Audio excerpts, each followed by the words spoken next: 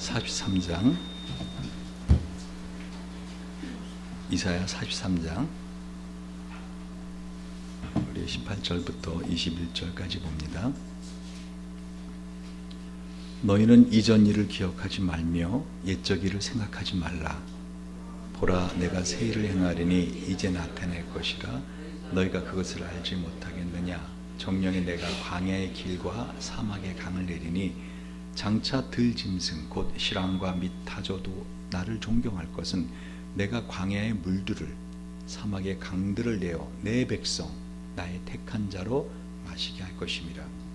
이 백성은 내가 나를 위하여 지었나니 나의 찬송을 부르게 하려 함이니라. 아멘. 특별히 21절이 주제절인데요, 같이 한번 한 목소리 읽어보겠습니다. 시작. 이 백성은 내가 나를 위하여 지었나니 나의 찬송을 부르게 하려 함이니라.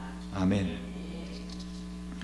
오늘 하나님 말씀을 전하기 전에 여러분의 마음의 문을 열기 위해서 오래간만에 유머 재미난 거 하나 말씀드리겠습니다.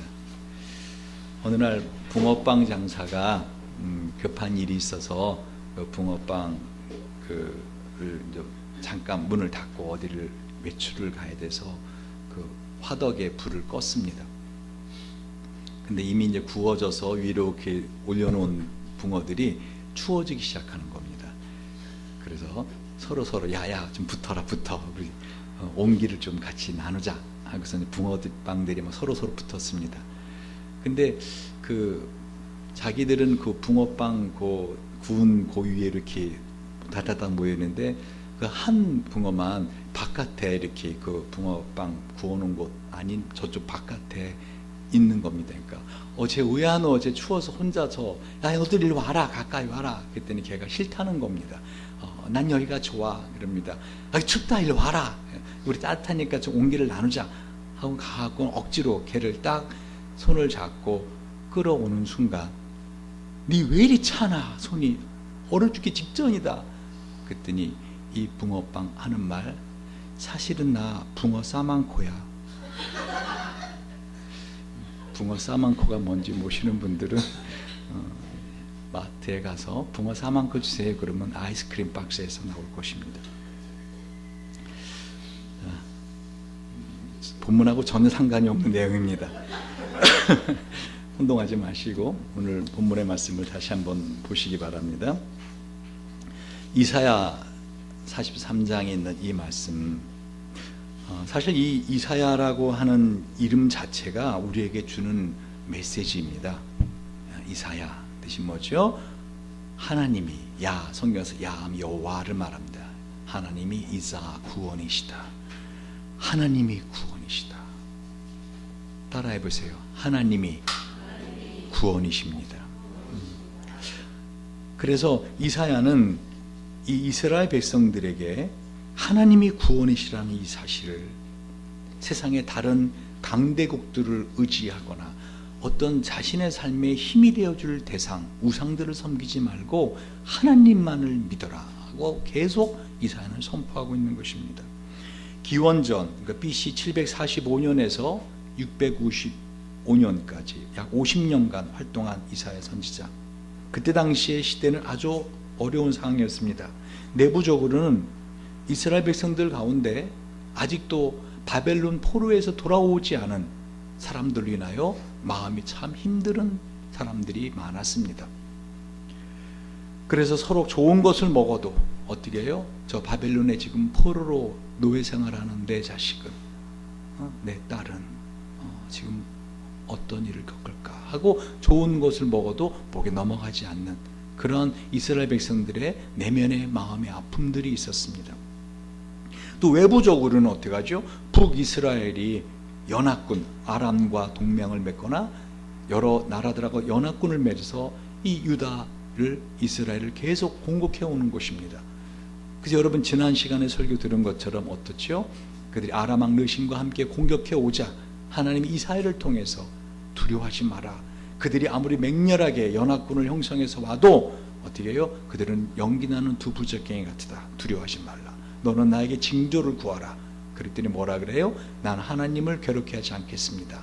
징조를 구하지 않자 이사야가 친히 하나님 말씀을 힘입어서 뭐라 그러죠? 보라, 처녀가 잉태하여 아들을 낳을 것이다. 그리고 그것이 바로 예수 그리스도, 700년 전에, 예수님 태어날 700년 전에 예수님이 처녀의 몸에서 나올 것을 징조로 선언하는 그런 외적인 상황으로는 아주 힘든 상황이었습니다. 종종 연합군들이, 종종 외부 군인들이 쳐들어와서 이 유다를 갖다 예루살렘 성을 뺑포위한 적도 있습니다. 여러분, 지난주 큐티를 쭉 해오신 분들은 어떤 내용인지 아실 것입니다. 심지어는 성을 포위해서 어떤 일까지 일어나죠? 그 엄마들이 너무 배가 고프니까 자기의 아기들을 갖다가 오늘은 내 아기를 삶아 먹을 테니 내일은 네 아기를 삶아 먹자. 여러분, 그게 역사의 사실로 기록되어 있습니다. 한마디로 그렇게 외적으로나 내적으로 아주 어려운 상황이었습니다. 그런데 이 이사야에게는 두 아들이 있었는데요, 그 두 아들의 이름이 아주 의미가 심장하다 그랬죠. 눈을 감고 직접 하나님의 음성을 들으려 하지 마시고 저를 통해서 말씀하시는 하나님의 음성을 들으시기 바랍니다. 예배 시간에 조시는 분들한테 졸지 말라 그러면은 하는 말이 있죠. 하나님이 사랑하는 자에게 단잠을 주십니다. 지금은 사랑을 받을 때가 아니라 하나님의 은혜와 말씀을 받을 때입니다. 정신 차리시고 정 피곤하시고 졸리시면 일어나셔서 뒤에 서서 말씀을 들으시기 바랍니다. 이사야에게 두 아들이 있었는데 하나가 이름이 뭐죠? 스왈야숲, 뜻이 뭐죠? 남은 자들이 돌아올 것이다. 또 하나의 아들이 마헬살라하스바스, 되게 어렵습니다. 발음하기도. 마헬살라하스바스, 뜻이 뭐죠? 종말이 임박했다라는 뜻이죠. 그러니까 지금 하나님은 이사야라는 한 사람을 통해서 하나님의 백성들을 향하신 하나님의 뜻을 그대로 전해주고 있는 것입니다. 이사야, 하나님이 구원이시다. 근데 그에게 두 아들이 있는데 우리가 그 하나님을 진짜 믿고 기대하고 소망하고 의지할 때 하나님은 내가 기대하는 것 이상으로 그 바벨론의 포로에 있는 포로들까지 돌아오게 하실 수 있는 능력을 가지신 하나님이시다. 동시에 우리가 이 세상이 종말이 될 때 우리에겐 진정한 구원이 시작되는 거 아십니까? 예수님이 이 땅에 재림에 오실 것이다 하는 것을 지금 이사야 선지자를 통해서 말씀하고 있는 것입니다. 한마디로 이사야서는 성경 전체에서 하나님이 우리 인간에게 말씀하고자 하시는 복음의 핵심적인 내용인 것입니다. 곧 복음은요, 나 자신은 그 하나님의 은혜와 구원을 받을 자격이 없지만 하나님이 우리를 사랑하시는 그 사랑과 은혜로 우리가 어떻게 해요? 내가 기대할 수 없는 것까지도 받을 수 있는 그것이 복음의 핵심이라는 것이에요. 왜 그때 당시에 이스라엘이 이렇게 안팎으로 어려움을 겪었죠? 한마디로 하나님을 믿지 않고 하나님에게 감사하지도 않고 끊임없이 세상의 돈과 권력을 비롯해서 하나님보다 더 자신을 행복하게 해줄 어떤 대상을 찾아서 우상을 섬겼기 때문입니다. 그래서 오늘 본문에 바로 그 말씀 앞을 보면은요, 이 이스라엘 백성들이 그렇게 하나님이 나를 믿고 내가 너희를 구원해 주리라 약속하시는데도 믿지 않아요. 여러분이 지금 하나님이 정말 내 삶의 행복의 근원 되신다 믿으시면 아멘. 근데 그 나의 삶의 행복의 근원 되신 하나님이 나에게 어떻게 해요? 돈을 갖다가 100억을 내 통장에 집어넣으실 걸로 믿는다. 참 믿지 못해요. 근데 실제로 통장을 열어봤더니 100억이 들어왔다. 그러면 어떻게 해요? 그 100억이라는 돈이 나도 모르게 든든한 힘이 됩니다. 즉 하나님은 지금 이스라엘 백성에게 너의 삶에 있어서 내가 너의 구원이다. 그리고 너가 기대하는 것 이상으로 너의 아들들의 이름처럼 스왈야숲, 남은 자들까지 내가 너를 돌아오게 해서 너의 남은 생이 너가 기대하는 것 이상의 놀라운 기쁨과, 여러분 남은 자들이 돌아와서 얼마나 기쁠까요? 늘 걱정하던 그 자녀들이 포로로에서 돌아왔으며, 그리고 궁극적인 구원을 내가 이루어줄 것이다. 그런데도 이스라엘 백성들은 어떻게 해요? 믿지 않았습니다. 여러분 그 다음 절을 보실래요? 22절. 자, 읽어봅시다. 22절부터 25절. 그러나 야곱아, 너는 나를 부르지 아니하였고 이스라엘아, 너는 나를 괴로워하였으며 내 번제 양을 내게로 가져오지 아니하였고 내 제물로 나를 공경하지 아니하였느니라. 나는 예물로 인하여 너를 수고롭게 아니하였고 유황으로 인하여 너를 괴롭게 아니하였거늘 너는 나를 위하여 돈으로 향품을 사지 아니하며 희생의 기름으로 나를 흡족해 아니하고 내 죄짐으로 나를 수고롭게 하며 내 죄악으로 나를 괴롭게 하였느니라. 나는 나를 위하여 내 허물을 도말하는 자니 내 죄를 기억하지 아니하리라. 무슨 말이에요? 하나님 이와 같이 놀라운 언약을 주시는데도 불구하고 보라 내가 새 일을 행할 것이다. 그런데 그럼에도 불구하고 그러나 라고 하죠. 그러나 너는 나를 부르지 않는다. 그리고 나를 괴롭게 한다. 하나님이 아시는 거예요. 오늘 예배 드릴 때는 여러분이 어떻게 해요? 아멘. 하나님 제가 잘 믿겠습니다. 하지만 어떻게 해요? 하나님은 아시는 거예요. 너 또 세상에 나가면 또 나를 잊을 것이고 넌 또 죄를 지을 것이고 너는 또 나보다도 다른 대상을 더 의지할 것이고. 왜 주님께서 여기 보면은요, 나는 예물로 인하여 너를 수고롭게 아니했는데 유황으로 너를 괴롭게 아니했는데 너는 나를 위하여 돈으로 향품을 사지 않았다. 왜 이 말씀하시는지 아십니까? 하나님 우리의 마음속을 깨뜨려 보세요. 우리가 진짜로 우리의 삶에 있어서 우리에게 힘이 되어지고 기쁨이 되어지는 것은 뭐라는 거예요? 돈이라는 거예요. 근데 너희가 헌금을 한다고 하면서도 사실은 나를 갖다가 한마디로 믿는 믿음으로 헌금하지 않았다라고 이제 말씀하시는 거예요. 목사님 또 헌금 얘기하는 거 아닌가? 아니에요. 전혀 그게 아니라 우리 예수님께서 우리에게 말씀하시는 것처럼요, 하나님과 재물을 겸하여 섬길 수 없다고요. 그런데 이 하나님께서 우리에게 말씀하시는 것은 뭐라고요? 너는 나를 부르지도 않았다. 너는 나를 괴롭게 했다. 왜요? 왜? 하나님을 믿지 않으니까요.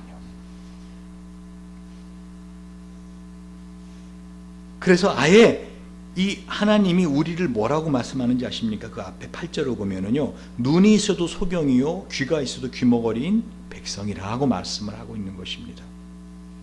여러분, 우리가 하나님 믿는다고 하지만은요, 오늘 하나님 우리에게 진정으로 내가 너희를 사랑하는데, 내가 너희를 사랑하고 구원해 줄 것인데, 올 한 해 내가 너가 기대하는 것 이상으로 놀라운 은혜를 베풀어 줄 것인데 그 모든 이유가 너에게 있지 않다라는 걸 말씀하고 있는 거예요. 3절부터 보세요. 3절부터 7절입니다. 같이 한번 읽어볼까요? 시작. 대저 나는 여호와 내 하나님이요 이스라엘의 거룩한 자요 내 구원자임이라. 내가 애굽을 너의 속량물로 구스와 스바를 너희 대신으로 주었노라. 내가 너를 보배롭고 존귀하게 여기고 너를 사랑하였은즉 내가 사람들을 주어 너를 바꾸며 백성들로 내 생명을 대신하리니 두려워 말라. 내가 너와 함께하여 내 자손을 동방에서부터 오게 하며 서방에서부터 너를 모을 것이며 내가 북방의 길에 그를 놓으라. 남방의 길에 그를 구유하지 말라. 내 아들들을 원방에서 일으키며 내 딸들을 땅끝에서 오게 하라. 무릇 내 이름으로 일컫는 자 곧 내가 내 영광을 위하여 창조한 자를 오게 하라. 그들을 내가 지었고 만들었느니라. 아멘. 무슨 말이죠? 하나님 우리를 보실 때 아예 눈이 있어도 보지 못하는 소경이요 마땅히 봐야 될 사실을 보지 못하는 소경이요 귀가 달려 있어도 듣지 않는 귀머거리라고 우리를 보시는 거예요. 그 말이 무슨 말인지 아십니까? 한마디로 그렇게 고집스럽게 완악하게 하나님을 믿어야 된다라고, 너가 정말 삶에 있어서 세상 사람과 다르게 너는 나를 믿고 살아야 되는 존재라고 그렇게 삶에서 보여주시고 우리에게 말씀하셔도 눈이 있어도 보지 못하고 귀가 있어도 듣지 못하는 그런 장애자처럼 하나님이 우리를 보신다는 겁니다. 여러분, 그런데 더 놀라운 사실은 뭐죠? 그럼에도 불구하고 하나님 우리에게 어떻게 하시겠다는 거예요? 구원해 주시고, 내가 그렇게 완악하고 내가 그렇게 눈이 있어도 보지 않고 귀가 있어도 듣지 않는 귀머거리 소경처럼 사는데도 하나님 어떻게 하시겠다는 거예요? 내가 너가 기대하는 것 이상으로 너의 남겨진 자녀들을 바벨론에서 포로로 돌아오게 해줄 것이고. 할렐루야, 할렐루야. 저는 이 본문을 보면서 왜 이러실까? 왜 이러실까? 사실은 오늘 이사야 43장은 제가 오늘 설교하려고 잡았던 본문이 아닙니다. 제가 지난 화요일날 말씀 본문을 잡았던 본문은 다른 신약에 있습니다. 그런 제가 지난 금요일날 기도를 하면서 하나님이 저에게 이 말씀을 너무 강하게 말씀하시다가 본문을 바꾼 것입니다. 여러분, 제가 이 부분에 대해서 금요일 때 계속 이렇게 생각을 합니다. 제가 집에서도 앉아 있으면 계속 생각을 합니다. 계속 도대체 왜 하나님은 왜 이러실까? 그런데 딱 생각이 났어요. 주로 화장실에서 생각이 많이 납니다. 하나님 깨우쳐 주세요. 탁 깨우쳐. 아, 그렇구나. 뭐죠? 이게 복음이구나. 에이, 아니에요. 여러분 잘 들어보세요. 예전에 제가 아주 친밀히 아는 그 신경정신과 병원 원장님이 있었어요. 그래서 그분이 저한테 뭘 부탁하셔서 제가 거의 매일 그 병원에 가서 같이 이렇게 그 환자들을 이렇게 함께 보면서 그 병원에 돌아가는 걸 본 적이 있습니다. 근데 그 병원에는 3사람의 간호사가 있었어요. 근데 그 중에서 한 간호사가 거의 일을 다 맡아 하는 거예요. 그리고 근데 그 다른 한 간호사는 죄송하지만요, 이름 자체가 성이 조씨고요, 이름이 석변계예요. 조석변계. 그러니까 자기 기분이 좋을 때는 막 그냥 그 일 잘하는 언니 간호사한테 언니 언니 너무 멋있어 언니 하면서 막 하는데 조금 감정이 휙 상하면 어떻게 해요? 세상에 그 환자들 있는데도 그 언니라고 부르던 간호사한테 막 소리 지르고 그리고는 어떻게 해요? 가운 탁 벗어버리고 딱 옷 갈아입고 조퇴하고 막 그래요. 그래서 내가 헐 막 이랬거든요. 근데 왜 저거를 원장님한테 말씀 안 하세요? 내가 그 일 잘하고 혼자 다 짐을 지고 있는 그 간호사 불쌍해서. 그랬더니 저보고 하는 말이, 왜 말씀 안 드렸겠어요 목사님? 원장님께 말씀드렸죠. 원장님 이 사실을 아세요? 그럼 잘 알죠. 저보다 더 잘 알죠. 그러면서 하는 말 뭐라 하는지 아십니까? 원장님이 저보고 그 간호사는 환자니까, 마음이 힘든 환자니까 자네가 그 짐을 대신 져줘야 돼. 이게 무슨 말인지 잘 감이 안 오시는가 본데, 하나님이 저와 여러분을, 왜 우리가 한마디로 내가 하나님이라면 저거 어떻게 해요? 내가 하나님이라면 살려두면 안 되겠다. 저거 살려둬봤자 죄만 계속 짓겠다. 여러분 그렇게 생각하신 적 없어요? 내가 하나님이라면 자기 자신을 어떻게 하는 게 제일 합당할 것 같아요. 지금까지 지었던 죄만으로도 어떻게 해요? enough, 충분하다. 더 살아봤자 더 죄만 크게 짓겠구나. 그러니 내가 너 생명을 끊어가자, 너 영혼이라도 구하자, 이래야 될 거 아닙니까? 근데 왜 우리 하나님이 우리에게 생애를 주시고, 왜 우리에게 또 생명을 주실 뿐만 아니라 건강과 삶에 필요한 걸 모든 걸 주시고, 거듭거듭 내가 기대하는 것 이상으로 내 삶을 새롭게 해주시겠다고 이 약속을 하시냐는 겁니다. 이유가 뭐라고요? 첫 번째 이유가 하나님이 우리를 죄로 인해서 병들은 아픈 자들이라고 이해하고 계신 거예요. 너가 마땅히 봐야 될 사실을 볼 수 있는 눈이 있다면 너가 이러지 않을 텐데, 네가 마땅히 들어야 될 귀가 있다면 그러지 못할 텐데, 너는 눈이 있어도 보지 못하고 귀가 있어도 듣지 못하는 소경과 귀머거리 같으니 내가 이해한다라는 것입니다. 와우, 할렐루야. 전 이거 깨닫고요, 할렐루야 했거든요. 하나님, 나의 연약함과 나의 허물까지도 이해해 주시고 받아주시고 내가 기대하는 것 이상으로 나의 삶을 새롭게 은혜 주신다니 감사합니다. 두 번째 이유가 있는데 그건 뭐냐면요, 한마디로 말하면 하나님이 우리를 창조하셨다는 것입니다. 하나님이 저와 여러분을 어떻게 하셨다고요? 지으셨다는 거예요. 하나님이 저와 여러분의 아버지가 되신다는 겁니다. 여러분 오늘 본문 그 앞부분에 1절을 한번 볼래요? 1절 2절 시작. 이사야 43장 1절 2절입니다. 시작. 야곱아 너를 창조하신 여호와께서 이제 말씀하시느니라. 이스라엘아 너를 조성하신 자가 이제 말씀하시느니라. 너는 두려워 말라. 내가 너를 구속하였고 내가 너를 지명하여 불렀나니 너는 내 것이라. 네가 물 가운데를 지날 때 내가 함께 할 것이라. 강을 건널 때 물이 너를 침몰하지 못할 것이며 내가 불 가운데로 행할 때에 타지도 아니할 것이요 불꽃이 너를 사르지도 못하리니. 아멘. 지금 뭐를 말씀하십니까? 내가 너를 창조했다. 내가 너를 지명해 불렀다. 넌 내 거다. 넌 내 자식이다. 여러분, 조석 변개하는 사람 아니라 한마디로 그 존재 자체가 속을 썩이는 사람이라도 끊임없는 사랑을 베풀어주고 끊임없는 은혜를 베풀어주는 대상이 있는데 누군지 아십니까? 자식입니다. 하나님이 왜 우리를 살려주시고, 하나님이 왜 우리가 끊임없이 죄를 짓고 사는데도 왜 우리의 죄를 용서해 주시고, 왜 우리의 죄를 덮어주시고, 왜 우리가 내가 갚아야 될 내 죄값을 예수님이 대신 십자가에서 아무 죄도 없이 갚게 하시는가? 왜 나에게는 은혜를 주시는가? 했더니 뭐라고? 첫 번째는 우리가 죄로 인해서 병들은, 우리 뼛속까지 죄로 인해 병들은 아픈 자들인 것을 이해하시고, 두 번째는 뭐예요? 우리가 자식이기 때문에. 할렐루야. 그래서 성경은 7절에 똑같은 말씀을 또 하십니다. 무릇 내 이름으로 일컫는 자 곧 내가 내 영광을 위하여 창조한 자를 오게 하라. 그들을 내가 지었고 만들었느니라. 그러니까 하나님께서 지금 그 하나님의 백성을 볼 때 어떻게 해요? 세상에 수많은 인류가 있지만, 수많은 사람이 있지만은요, 여러분 특별하게 하나님의 사람들을 하나님은 사랑하시는 것입니까? 여러분 정말 수많은 사람들이 많이 있습니다. 이러면 이번에 우리가 국제 컨퍼런스 내일부터 가는데 백석고 가면 수천 명, 수만 명의 사람들이 거기 바글바글합니다. 근데 저는 여러분들을 보면 어떻게 해요? 그 아무리 많은 사람들 중에서도 어떻게 해요? 여러분들밖에 안 보이는 거 아십니까?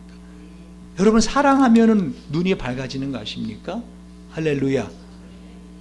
피라는 어땠는지 모르겠는데 그 수많은 아가씨들 중에서 그 아가씨를 딱 보는 순간 어떻게 해요? 저 사람이다 라는, 처음부터 안 올 수도 있어요.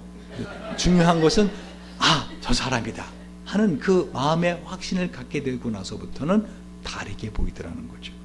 하나님은 지금 저와 여러분은 어떻게 하고 있어요? 사랑하신다는 거예요. 사랑하는데 어떻게 사랑해요? 자녀로서. 여러분, 그래서 오늘 하나님 우리에게 약속을 하시는 거예요. 그 사랑을 받고 있는 우리에게 뭐라고요? 오늘 18절 읽어봅니다. 시작. 너희는 이전 일을 기억하지 말며 옛적 일을 생각하지 말라. 보라, 내가 새 일을 행하리니 이제 나타낼 것이라. 여러분, 이 말씀을 딱 듣고 이게 새해 신년에 주시는 말씀이잖아요. 여러분, 그러면 내가 기억하지 말아야 될 이전 일이 뭘까요? 오늘 하나님께서 너희는 이전 일을 기억하지 말라, 옛적 일을 생각하지 말라라고 했잖아요. 그럼 내가 기억해서는 안 되는 일, 생각해서는 안 되는 그게 뭘까요? 우리가 보통 생각할 때는 어떤 생각을 하죠? 과거에 좋지 않았던 일, 힘들었던 일, 작년까지만 해도 구질구질했는데 하나님이 드디어 올해 나에게 새로운 일을 행해 주실 건가 보다. 그러니까 그 이전 일은 뭐예요? 옛적 일은 나에게 힘들었던 일을 생각하지 말라. 보통 이렇게 해석이 되지 않습니까? 땡. 틀린 거예요. 왜요? 성경은 성경에서 말씀하시는 대로 해석을 해야 돼요. 내 생각으로 하지 마시고요. 사실 이 부분을 갖다가 많은 목사님들이 이제 이렇게 해석을 합니다. 그래서 보라, 이제 내가 하나님이 새 일을 행할 것이니 이전 일, 구질구질하게 살았던 이전 일, 정말 힘들었던 과거, 작년, 이제까지 외로웠던 그거 생각하지 마십시오. 이제는 하나님이 새 일을 행하실 것입니다. 근데 성경 그걸 말씀하지 않으세요. 그걸 어떻게 알아요? 여러분, 오늘 본문을 가만히 보면은요, 하나님께서 우리에게 말씀하실 때 15절 바로 앞에서부터 보세요. 그러니까 18절의 말씀 앞에 뭐가 있어요? 17절 있죠? 그 앞에 뭐가 있어요? 16절 있죠? 그 앞에 15절. 이렇게 안내해줘도 못 찾으시는 분은 어쩔 수가 없어요. 이사야 43장 15절에서 17절 바로 앞에 말씀 읽어봅시다. 시작. 나는 여호와 너희의 거룩한 자요 이스라엘 창조자요 너희 왕이니라. 바다 가운데 길을 큰 물 가운데 첩경을 내고 병거와 말과 군대와 용사를 이끌어내어서 그들로 일시 엎드러지어 일지 못하고 소멸하기를 꺼져가는 등불 같게 한 나 여호와가 말하노라 하시면서 뭐라 그래요? 곧바로 너희는 이전 일을 기억하지 말며 옛적 일을 생각하지 말라. 무슨 말이죠? 그 이전 일이 뭐죠? 옛적 일이 뭐죠? 바로 홍해가 갈라지던 그 일을 말하는 것입니다. 그 좋지 않았던 그 애굽에서 포로 생활했던 뭐 구지구지라고 힘들었던 그것이 아니라 홍해가 갈라지던 그거를 기억하지 마라. 생각하지 마라. 그리고 그 바닷물이 갈라지면서 그 이스라엘 백성들을 죽이려고 추격해오던 애굽의 모든 말들과 군사들을 하나님 다시 바닷물을 합쳐서 어떻게 했죠? 싹 멸절시키지 않았습니까? 오늘 본문에 있는 표현처럼 마치 뭐요? 소멸하기를 꺼져가는 등불 같게 같이 꺼져가는 등불에 물을 촥 끼얹어서 물을 완전히 등불을 꺼버리듯이 하나님이 그렇게 싹 소멸했던 사건이 어떤 사건이죠? 엑소더스 출애굽 사건이에요. 근데 하나님 그거를 기억하지 말라는 거예요. 그거 생각하지 말라는 거예요. 그게 무슨 말씀이죠? 지금 하나님께서 저와 여러분을 위해서 남은 생에 행하실 일이 얼마나 크고 위대한 일인지 너의 인생에서 가장 행복하고 황홀했던 그것마저도 어떻게 해요? 생각하지 마라. 왜? 사람은 자기의 경험의 한계를 벗어나는 게 쉽지가 않아요. 제 인생에서도 저희가 가장 행복하고 가장 감격스러웠던 것은요 1982년 봄에 있었어요. 그 새벽에 어릴 때도 교회는 다녔지만 어쩌면 나는 죽었을 때 눈을 감고 눈을 떴더니 지옥에 있을 수도 있어. 그게 내 마음에 종종 불안했거든요.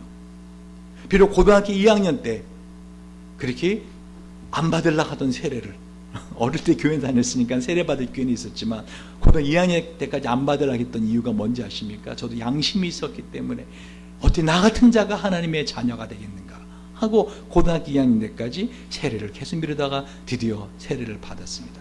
제가 세례 받은 게 얼마나 감사한지 제가 그날 가서 헌혈했다는 거 아닙니까? 제 인생의 첫 번째 헌혈이었습니다. 그러나 그렇게 세례 받고 나서도 저는 거듭거듭 하나님의 자녀답게 살지 못하는 나 자신을 보며 절망하고 낙심하고 그리고 내 마음 깊은 곳에는 은근한 두려움이 있었습니다. 내가 하나님을 믿고 하나님의 자녀라고 그리고 내가 죽으면 천국 간다라는 것 이건 내가 나를 마취하고 있는 거 아닌가? 난 어릴 때부터 교회 다녔기 때문에 혹시 주일학교 때부터 들었던 그 이야기가 내가 나를 마취하고 있는 거 아닌가? 내가 나를 속이고 있는 거 아닌가? 막상 내가 숨을 죽고 눈을 딱 떠봤더니 내가 평생 지은 죄를 내가 다 갚아야 되는 지옥에서 눈을 뜨면 난 어떡하지 하는 두려움이 내 안에 있었다는 것입니다. 근데 1982년 바로 그 봄, 바로 그 부활절 전주에 하나님은 저에게 말씀으로 말씀하셨습니다. 갈라디아 2장 20절의 말씀으로 뭐라고 말씀하시죠? 내가 그리스도와 함께 십자가에 못 박혀 죽었나니 그런즉 이제 내가 산 것이 아니요 이제 내 안에 계신 그리스도께 사신 것이라. 이제 내가 육체 가운데 사는 것은 나를 사랑하사 나를 위하여 자기 몸을 버리신 하나님의 아들을 믿는 믿음으로 사는 것이라 하는 그 말씀으로 저에게 그 모든 그 마음의 불신과 의혹이 마치 바람에 날려는 안개처럼 사라지고 제 안에 큰 기쁨이 터져나오기 시작했습니다. 하나님이 나를 사랑하셔서 하나님 나를 구원하셨구나. 나는 거듭난 자구나. 저는 그날 아침을 잊을 수가 없습니다.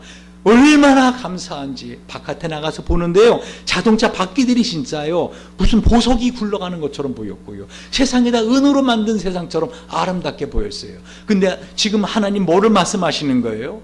너 그 감격 그날의 그 첫사랑, 하나님과의 만났던 첫사랑의 그것조차도 기억하지 마라. 생각하지 마라. 내가 너 인생에, 남은 생에 내가 너에게 안겨줄 감격은, 내가 너를 황홀하게 만들어주고 내가 너를 정말 감격스러워지게 만들 그 구원의 감격은 너가 지금까지 경험했던 가장 큰 그 출애굽의 사건보다 더 큰 감격, 더 큰 기적, 바다가 갈라지는 기적보다 내가 더 큰 기적을 내가 해주겠다. 그러니 너는 그 머리에서 너의 그것을 지워버려라 하고 말씀하시는 겁니다.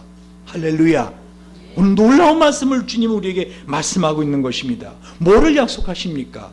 18절, 너희는 이전 일을 기억하지 말며 옛적 일을 생각하지 말라. 19절, 보라 내가 새 일을 행하리니 이제 나타날 것이라. 너희가 그것을 알지 못하겠느냐. 정령이 내가 광야의 길과 사막에 강을 내리니 장차 들짐승 곧 실랑과 및 타조도 나를 존경할 것은 내가 광야의 물들을 사막의 강들을 내어 내 백성 나의 택한 자로 마시게 할 것임이라. 여러분, 지금 하나님은 우리에게 이스라엘 백성들이 이 출애굽했던 그 사건보다 더 놀라운 은혜와 기적을 우리에게 행해 주실 것을 기대하고 소망하고 믿으라고 말씀하시는 거예요.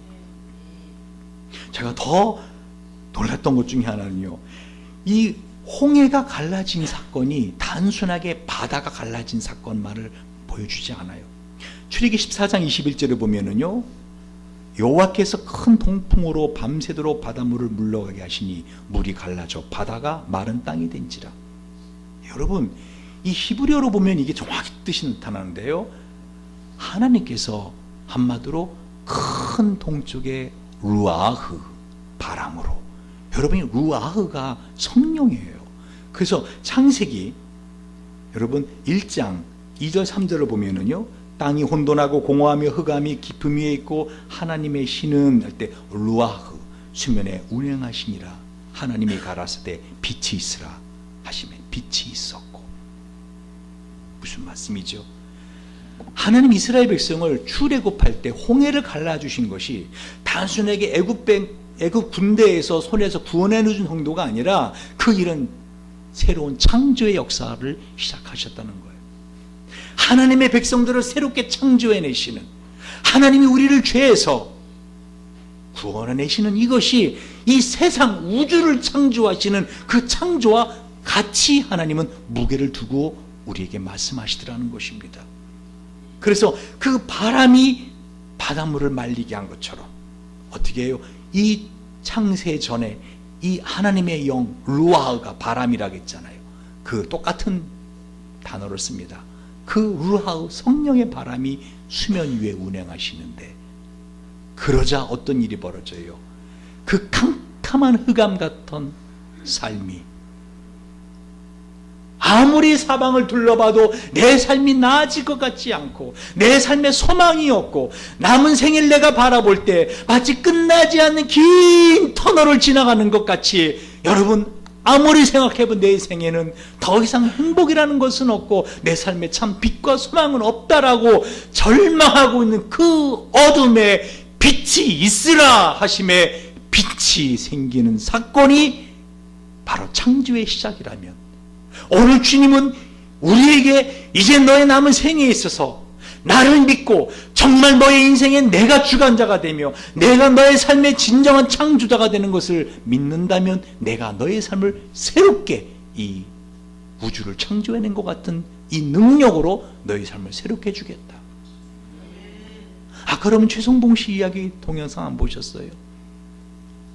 여러분 5살에 고아가 되어서 고아원에서 구타당해서 고아원을 나와가지고 그 다음에 껌파리를 하면서 어떻게 해요? 그냥 화장실에서 또는 그냥 여름 같은 데는 공원이나 그런 비가 오고 그러면은 그 육교 밑에 그런 데서 살지 않았다고 했어요. 지금 보세요. 세계적인 타페라 성악가 가수가 되었어요. 여러분 제가 지난 금요일날 이 최성봉이를 지금의 최성봉으로 만들어준 그 박정소 선생님을 만나면서, 그분도 이제 성악가잖아요. 그분이 고백하는 말이 저희가 가슴에 크게 울렸습니다. 뭐냐면은, 이 친구요 방송에선 그렇게 차마 말을 못했지만요, 수없이 자살을 시도했어요. 전 그게 이해가 되더라고요. 자기가 왜 살아야 되느냐는 거죠. 자기가 왜 살아야 되느냐는 거죠. 너무 고통스러우니까 하루하루 너무 배가 고프고 너무 춥고 너무 외롭고 너무 힘드니까. 근데 이 친구가 쓴 자서전의 제목이 뭐죠? 인생을 어떻게 해요? 꼭 살아. 왜? 한 번밖에 없는 것이니까. 근데 이제는 이 최성봉이에게 어떻게 해요? 삶이 어떻습니까? 그럼 뭐라 그래요? 행복합니다. 그러니까 하나님을 믿고 이와 같이 하나님의 나라의 선교회에, 이 박소정 씨도 어떻게 해요? 박정소 씨도 자기의 수입 전부를 항상 다 이 선교비로 다 100%를 내어드린다고 자기가 그렇게 고백을 하더라고요. 언제 한번 저희 교회도 한번 제가 모시려고 생각을 하고 있는데요. 여러분 보십시오. 우리 인생에서 하나님은 지금 너의 생애에 놀라운 일을 내가 행할 것이다. 여러분 단순하게 생각하시면은요, 성경에 있는 이야기들은 그냥 휙휙 지나가는 그야말로 주마 관등처럼 보입니다. 근데 여러분 말씀을 가만히 보세요.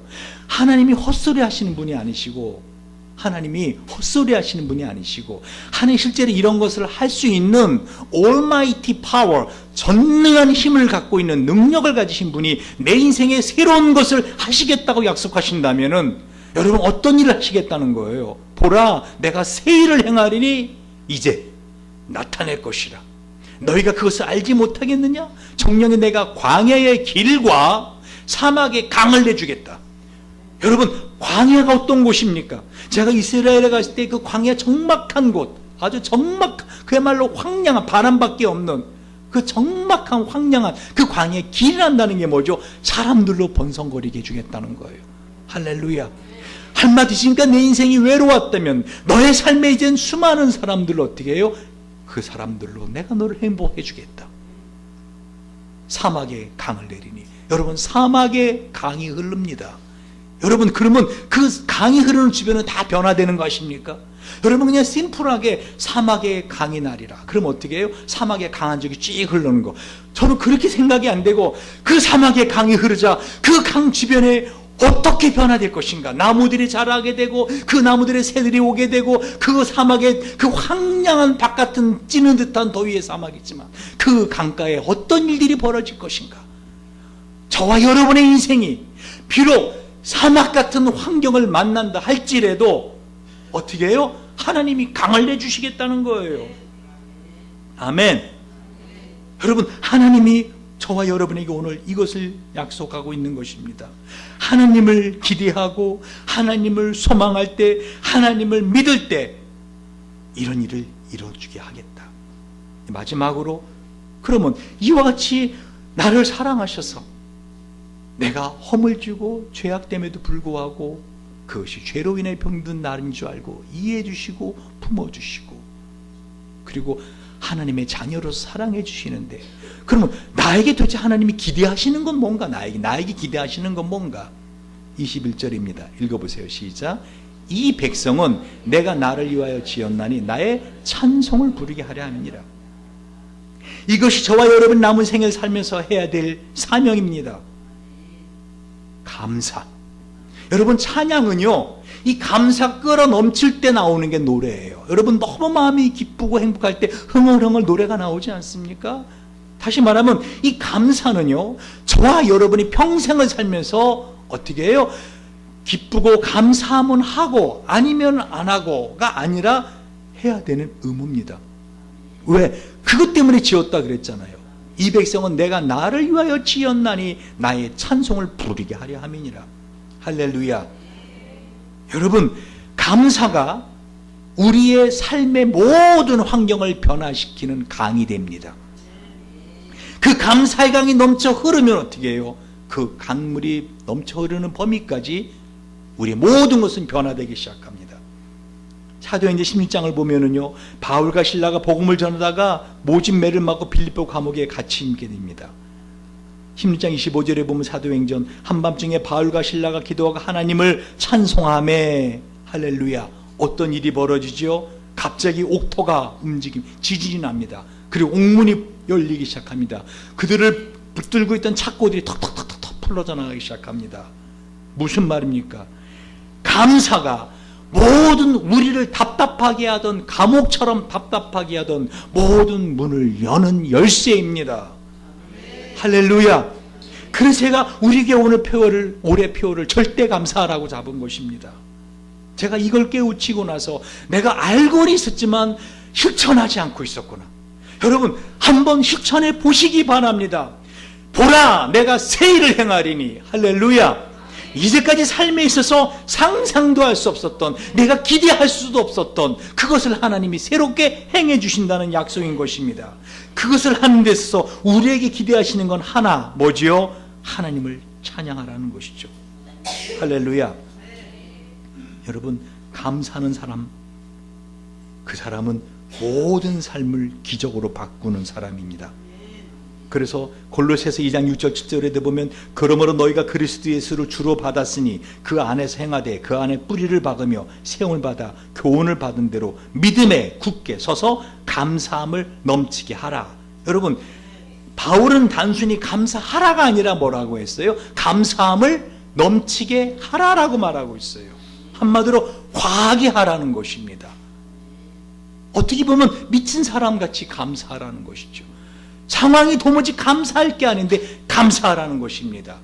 절대 감사가 뭐죠? 한마디로 unconditional thankfulness, 무조건적인, 조건에 따르지 않은 무조건적인 감사입니다. 감사로 제사를 드리는 자가 나를 영화롭게 하나니 그의 행위를 옳게 하는 자에게 내가 하나님의 구원을 보이리라. 시편 50편 23절의 말씀입니다. 마귀는 끊임없이 우리를 흔들 것입니다. 상황적으로, 외적으로, 내적으로 도무지 감사할 것이 없는 상황으로, 도무지 감사하려고 해도 감사할 마음이 생기지 않는 상황으로 우리 마음속에 생각을 집어넣을 수 있는 마귀는 우리를 끊임없이 감사하지 못하게 할 것입니다. 그러나 그럴 때일수록 더 큰 감사를 행할 때 우리가 어떻게 해요? 하나님의 이 구원을 경험할 수 있게 된다는 것입니다. 기도하시겠습니다.